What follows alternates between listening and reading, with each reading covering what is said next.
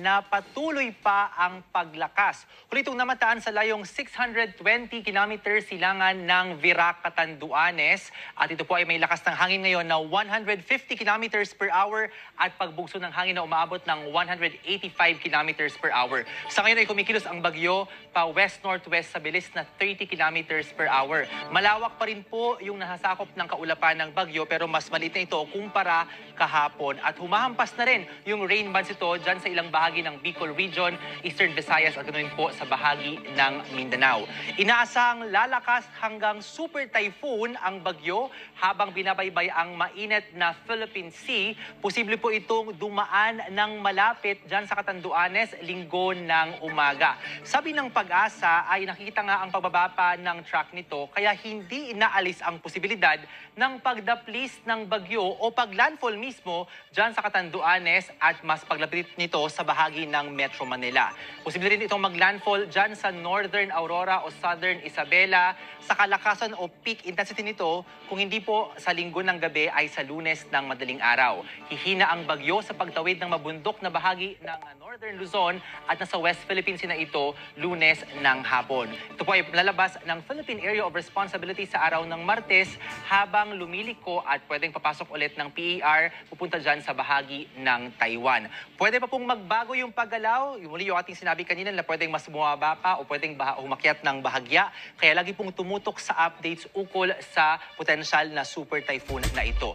At bilang paghahanda sa paglapit pa ng bagyo, nakatas na po ang Tropical Cyclone Wind Signal number 3 sa amin sa Catanduanes, sa eastern portions ng Camarines Sur at ng Albay, at northeastern part ng Sorsogon at ng Northern Samar. At signal number 2 naman po dyan sa bahagi o dito po sa atin sa Metro Manila, maging sa eastern part ng mainland Cagayan, Isabela, Quirino, Nueva Vizcaya, Aurora, Nueva Ecija, gayon din sa Bulacan, Rizal, Laguna, Quezon, kasama yung Pulilio Islands, Marinduque, Camarines Norte, nalalabing bahagi ng Camarines Sur, ng Albay at ng Sorsogon, Burias at Icao Islands ng Masbate, nalalabing bahagi ng Northern Samar at hilagang bahagi ng mga probinsya ng Samar at Eastern Samar.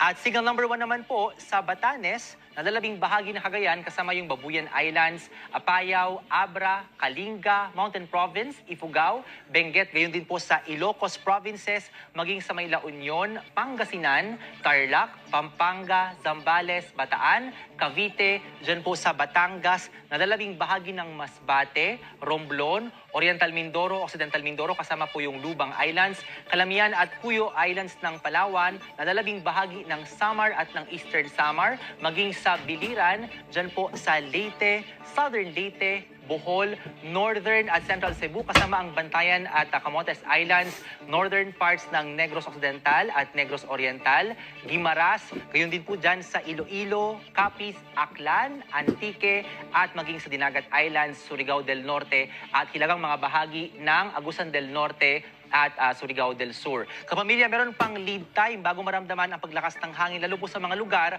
sa may Central at Northern Luzon. At dahil nga aabot sa super typhoon ang bagyo hanggang wind signal number 5, ang itataas po na babala sa hangin, kaya po niya magpatumba ng mga puno at poste, kalbuhin po yung kagubatan at tuklapin ang mga bubong at sirain yung mga bahay. Dahil din sa malalakas po na hangin ng bagyo, makakalikha ng lagpas, 10 talampakan na storm surge o yung lagpas kisame ng bahay. Diyan po sa may Bicol Region, Quezon, Aurora, Isabela, Cagayan at sa may Pangasinan. At napakaalon din po ngayong weekend dito sa may Philippine Sea at pagsapit naman ng Lunes sa may West Philippine Sea. Kaya bawal po maglayag lahat ng sasakyang pandagat dahil delikado. Ito naman po yung aasahan nating mga pag-ulang dala ng bagyong Uwan base sa forecast ng The Weather Company. Ngayon pong Sabado ng gabi hanggang Linggo ng madaling araw, malalakas hanggang matinding ulan ang babagsak dyan sa Samar Island at sa Bicol Region. At maghapon pa ng Linggo, mabababad sa grabing ulan ng Kabikulan, maging ang Quezon. Kita natin yung mas madilim na kulay pula dito na dadaan sa may Catanduanes at Camarines Provinces.